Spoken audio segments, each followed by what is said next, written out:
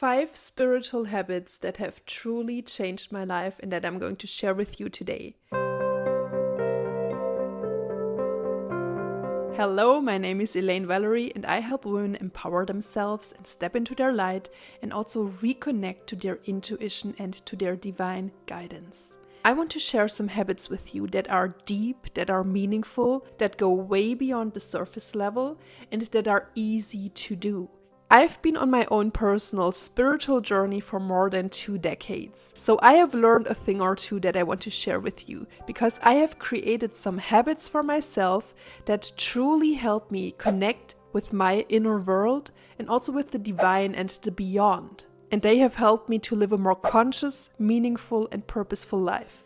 Spiritual habits can also help you ground yourself whenever you feel uprooted or whenever life just feels crazy. I mean, when you take a look at the world right now, everything is so crazy and so much information is flooding our nervous system every single day. So it's amazing to have something that will ground you, that will bring you inner peace. For example, last year was the most challenging year of my life yet. Having this toolkit, as I love to call it, has been one of the greatest things in my life, because when I didn't have the power or energy to focus on anything at all other than the world crumbling around me, it was the inner guidance, the habits that I have implemented in my life that I've been continuously doing for years that brought me back to inner peace, inner calm, and also to my own path. And this is what today's video is going to be all about. So I'm going to share my 5 most favorite practices and habits with you that help me come back home to myself whenever life feels challenging, whenever things seem to go wrong, or simply as an amazing addition to everyday life. So let's get right into it with habit number 1, which is meditation. Meditation is the number 1 tool that will help you connect with the divine, with your subconscious mind, with your inner world, because when you are in a meditative state, this will alter your brain waves and this will help you access a deeper layer of consciousness.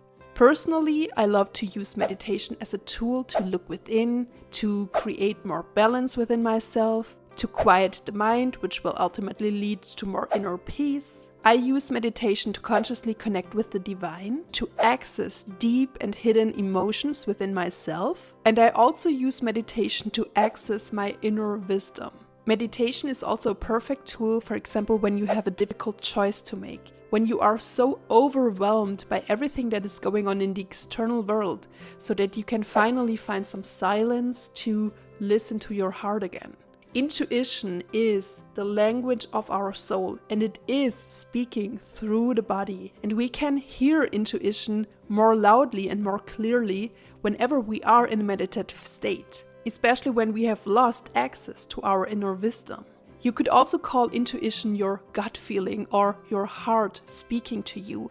And once you become silent and quiet and still enough, it will be so much easier to access this inner wisdom and this inner voice. I started meditating more than 2 decades ago, so it comes natural to me. But if you have never meditated, you might ask, how do I even start? It sounds so overwhelming, but it's actually really easy and you don't need much. You just want to be alone for a few minutes, maybe half an hour, without any distractions. The easiest way to start your meditation practice is to close your eyes and to focus on your breath.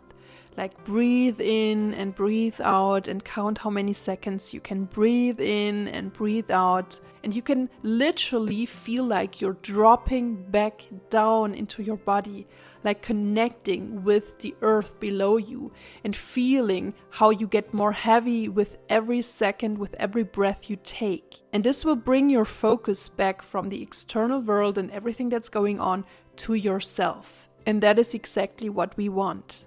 There is this one saying that I really love, and it goes something like this. If you feel like you don't have time to meditate for 5 minutes, you should at least meditate for 1 hour. And it is so true, because whenever we feel stressed out and overwhelmed, it's so necessary to calm down and to reflect on your situation and to reflect on your emotional state and to come back to yourself and to just breathe out, take a break. Another way that could help you to come back to the present moment is by focusing on a mantra. Something like, my breath is slowing down, my nervous system is calming down, and I let go of all negative thoughts. Repeat a mantra like that over and over again until you can only focus on that. And practice this every single day. And once you feel like you can get into this silent space a little bit quicker and more easily, then you can start exploring your emotional state. Like, feel into, how do you feel today? Tune into your mind, like, what is going on up there? And what can you let go of? Like, what thoughts aren't serving you? And then literally breathe them out. I breathe out negative energy. And I always set the intention to calm my nervous system. The calmer your mind, the calmer your nervous system will also be. And if you like, you can also use guided meditations or visualizations that you can find online that will bring you literally to different dimensions. And from that state, you can ask questions and you will immediately feel the answers coming through. Like I said, the intuition that is talking through you, through your body, and you will feel immediately what's right and what's wrong. The second spiritual habit that has changed my life is to devote some time of my day towards sacred self-care practices. And I know that you've heard of, the morning routine and the evening routine, but this can go way beyond doing your skincare practice, which I, by the way, love to implement too. But you can do that with even more intention. For example, I have a morning and an evening routine, and it doesn't look the same every single day. I just have my toolkit of possible things that I can do, and I have a dedicated time and space for my self-care routine in the morning and the evening. I create sacred rituals and I implement them into my everyday life to honor myself, to honor my energy, and to replenish myself. And every single day I ask myself, what do I need right now?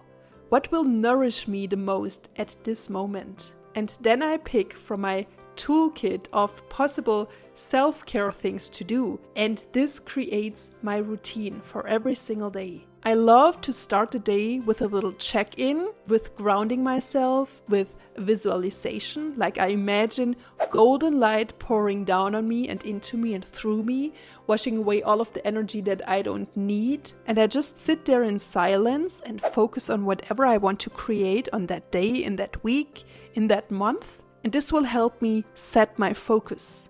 Lately, I've also been implementing a lot of essential oils into my daily morning routine. I love the smell, and I also love the emotions that these specific oils invoke in me. I use these oils on my chakras, I use these oils as a spray on top of my head, and it just sets the mood for the day. In the mornings, I love my gua sha routine, I love my skincare routine, I love to massage my face. This always helps me connect with myself on a deeper level and to feel good about myself.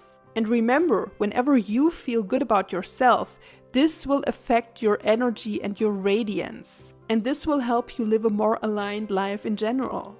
Sometimes I love to move, like most often I love to do my workout, I practice yoga, I go for a walk in nature, I dance, I move my body in every way possible so that I can connect with myself. Almost every day I write into my gratitude journal and write down things that I'm grateful for. And also I love journaling in general, to just dump my thoughts, to write down all of the feelings that I have, to write down the goals that I have, whatever wants to come through on that day. While the morning routine helps me set the tone for the day, the evening routine helps me wind down and also again come back home to myself. Especially after a long day that we've spent in several places with many people, it is important to come back to your energy, to release all of the negative energy that you might be holding on to on that day, and to just let go of everything that doesn't serve you or your energy in that moment. So in the evenings, lately I love to do a cacao ceremony for myself. Not every single day, but Very often, I love to drink ceremonial cacao with the intention to open my heart, to connect with my body, and to just feel its soothing energy on my nervous system. If you don't like cacao, you could also just drink herbal tea that will stimulate something within you, like for example chamomile. It will calm you down. There are so many herbs out there that can have an effect on your physical body. Sometimes I love to practice yin yoga to just slow down and to connect with myself again, to stretch it all out. Sometimes I just love to move very slowly, very silently with a slow dance, or just sitting in a meditation pose and letting my body move from left to right and feel into everything that I'm feeling in that moment. Usually I prefer to practice meditation, like the longer meditation in the evening, and I'm aiming for 20 minutes at least to just wind down and connect with myself. And as I said, I'm not doing this every single day. Sometimes it just doesn't fit the energy. But whenever I feel especially overwhelmed, or whenever I feel like I need to cleanse myself energetically, I will meditate. Or I will do a breathwork session to help me release stagnant, heavy, dense, or chaotic energy. Another beautiful practice is to light a candle with a specific prayer or a specific intention and just to watch it burn. This can also be very meditative. And while that candle is burning, you could, for example, meditate, do your skincare routine, or do anything else that helps you come back home to yourself. And you will see, after a while of implementing these little things, like these little routines into your everyday life, it will become a habit that you cannot go without. I didn't have any of these routines in the past, and I never felt grounded or connected to myself. And this is essential for living a conscious, purposeful life. These rituals have also helped me tremendously to love myself more because I am so connected with myself. And they have helped me to find more balance and alignment in general.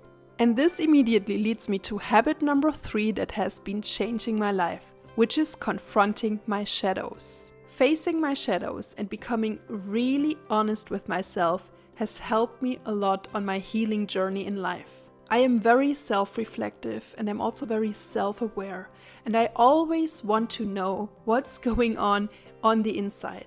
I want to know when I mess up, and I also want to know whenever something's not in alignment with my highest calling.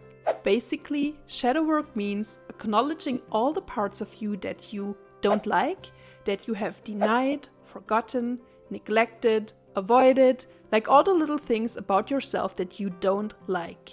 But these things are still a part of you. This shadow side won't just go away by ignoring it. In fact, it will just become stronger. And that is why we always want to illuminate our own shadows so that we can start understanding them and working with them and implementing them and integrating them so that we can become a better person. This is part of becoming more conscious and more aware of who you are. Shadow work helps you embrace all of these hidden parts of yourself, and it will help you break free from your limiting beliefs, and it will also help you overcome your negative thoughts and mindset. If you now think, wow, shadow work sounds a little bit scary, I want to encourage you to give it a try anyway, because it's not that bad. And you really don't need to dive into the deepest depths of your subconscious mind. You could start really easy and use shadow work in a way that I do on a daily basis, in a way that has become a habit for me. Like for example, if you feel that something triggers you, if you feel like you're having a strong reaction towards something, I want you to check in with yourself first before reacting and identify that trigger. What is triggering you in that moment? And especially, why is it triggering you? Like there is some healing that probably needs to be done, or you wouldn't feel that triggered in the first place. If someone says something to you that truly upsets you, is it really your problem? Or is it their problem in the first place? Like, why are you feeling so triggered and so reactive?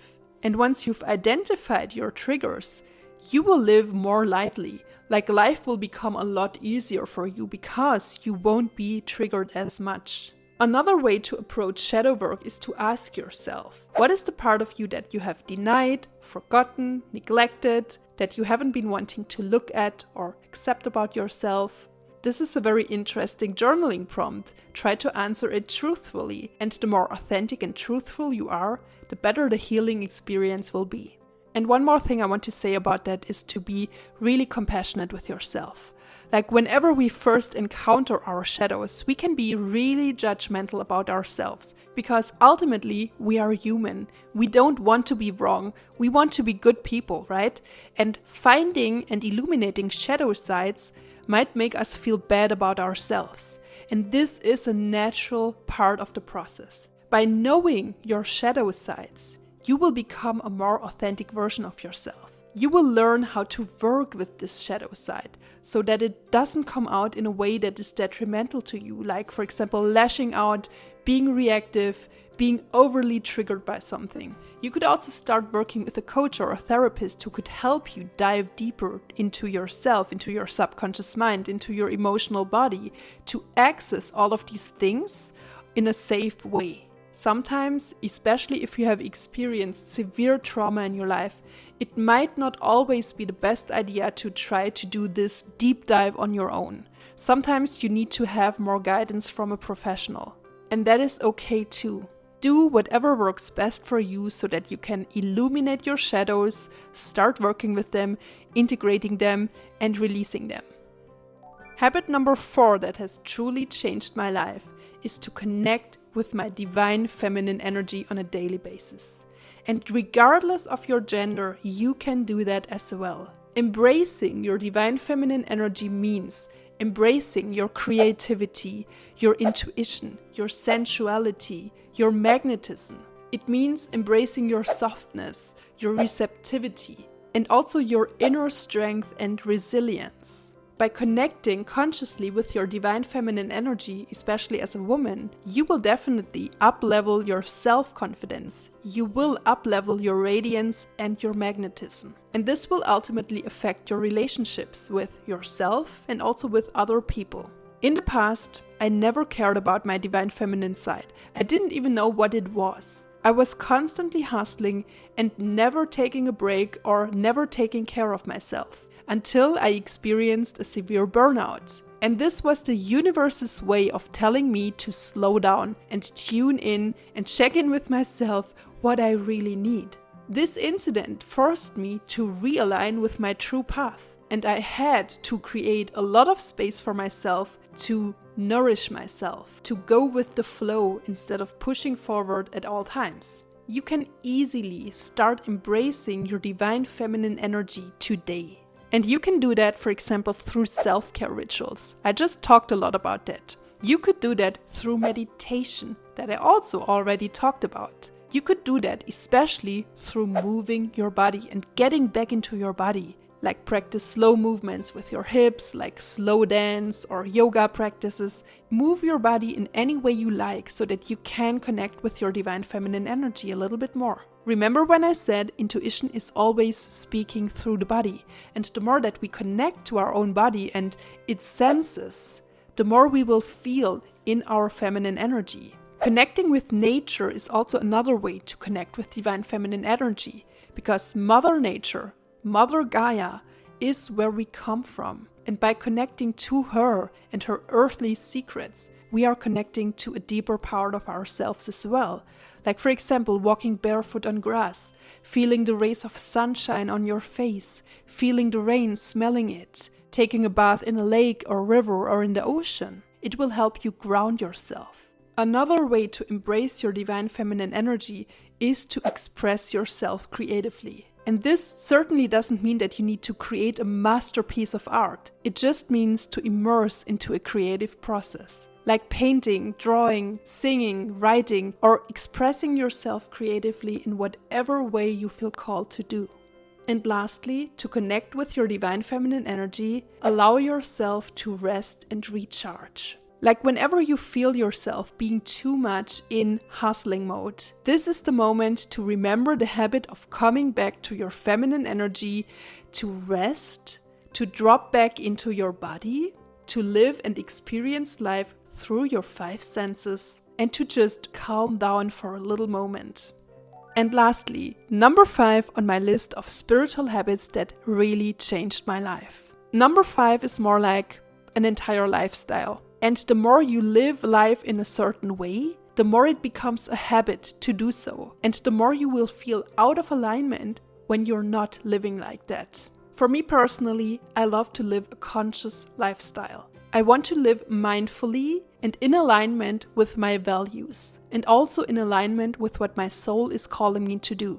So what I personally love to do on a daily basis is to check in with myself, how I feel, becoming mindful of the present moment, and also being very mindful of what I put into my body. This can be food, but also, for example, the news that enter my body through my eyes. I always want to be aware of toxic people that might be around me, and this involves the environment, like how does it affect your mood and your energy. And whenever I feel that something's off, that something is out of alignment, that something doesn't make me feel good, I try to fix it. And with fixing, I mean to remove myself from a situation. I mean to explore my triggers and what is triggering me and what can be done about it. Living a conscious lifestyle and making a habit out of it also means connecting with your intuition. I check in with myself. How do I feel? I do that via meditation. I do that via journaling. All the things that I already talked about. So you see, it is all connected. All of these tiny micro habits add up to a big picture. If you are just starting out, this might seem like a lot, and you can start in a very easy way. Like, for example, becoming fully aware of an activity in the present moment, like drinking your coffee, and immersing into the action itself. Tasting the coffee, feeling its warmth, thinking about where it comes from, who planted it, the nature that took care of it so it could grow. Like becoming really mindful and present with what is. And you could do this little exercise with everything. You could start walking around mindfully and feeling your feet touching the ground. You could start listening to music in a more mindful way, not just singing along, but really feeling into every single note of the melody. The more present and aware you become of everything that is going on within you and also around you, the more conscious you will become.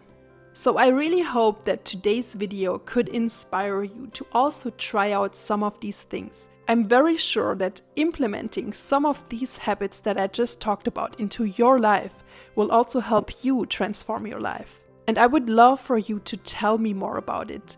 What is something that truly resonates with you? What is something that you would like to try out? What habit would you like to implement into your life? So that's all for this video today. Don't forget to subscribe to this channel and like this video. I'm sending you a lot of love and see you in the next one.